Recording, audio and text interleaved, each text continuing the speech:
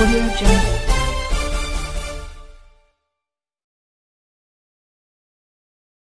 अब घर वापसी की कोई सूरत नहीं, सिर्फ और सिर्फ जिहाद है।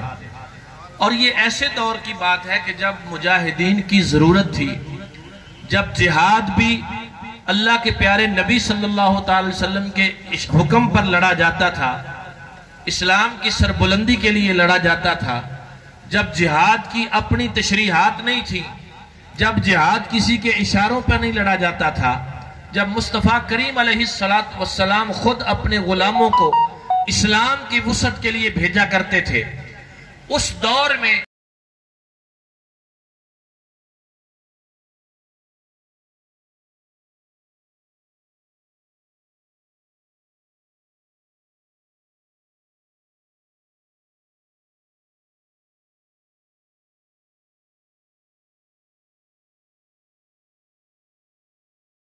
की जरूरत भी थी। ऐसे हालात में एक शख्स आकर अपने आप को पेश करता है कि या रसूलुल्लाह अलैहिस्सलातु वस्सलाम, मुझे जिहाद के लिए कबूल फरमा लीजिए और मुझे बैत कर लीजिए और मैदान जिहाद में भेज दीजिए। मेरे आका सल्लल्लाहु अलैहि वसल्लम के पास पहले भी लोग आए, बैत भी किया, मैदान में भेजा भी, मगर इसको फरमाया, तू बैत करने से पहले यह बता, क्या तेरे माँ बाप जिंदा हैं? तेरे माँ बाप जिंदा हैं? अर्ज किया हुजूर जिंदा हैं। फरमाया उनकी खिदमत करने वाला तेरे बाद पीछे उनके पास कोई है?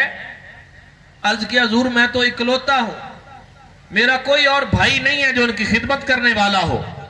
तो मेरे आका सल्लल्लाहु अलैहि वसल्लम ने अगला सवाल पूछा कि जब तू घर से चला था तो तेरे माँ बाप की हालत कैसी थी? अब ये बताने के लिए कोई किसी फलसफे की जरूरत नहीं है, कोई लंबी चौड़ी तशरीहात की जरूरत नहीं है। आप भी साहिब औलाद हैं, बहुत सारे लोग इसमें बैठे हुए।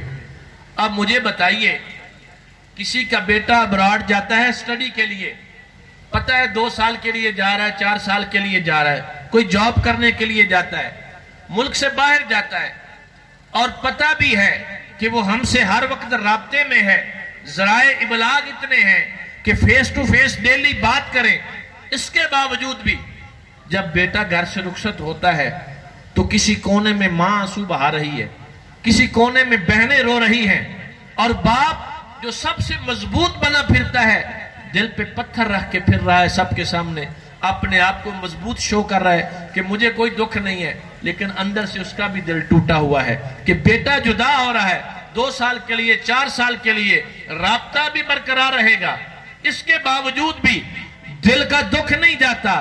तो जरा उन बूढ़े वालिदैन का तसव्वुर तो कीजिए जिनका बेटा ये कह के आ गया हो कि मेरा आखिरी सलाम कबूल कीजिए, अब मैं वापस नहीं आऊंगा। उनकी कैफियत क्या होगी, किस करब से गुजरे होंगे वो मां बाप। तो हुजूर ने फरमाया कि बताओ, जब तुम घर से चले थे तो तेरे मां बाप की हालत कैसी थी? अर्ज किया हुजूर वो तो रो रहे थे। अब आया किस काम के लिए है? जिहाद जैसे अहम फरीजे के लिए जो अल्लाह ने मुसलमानों पे फर्ज किया है, उस फर्ज की अदायगी के लिए आका करीम सल्लल्लाहु अलैहि व बारक व सल्लम की खिदमत अकदस में हाजिर होता है, और हुजूर उससे उसके वालिदैन का पूछते हैं। और जब उसने ये हालत बताई, तवज्जो फरमाइएगा, और इसमें पूरी सीरत मुस्तफ़ा का माँ बाप के वाले से पैगाम छुपा हुआ है।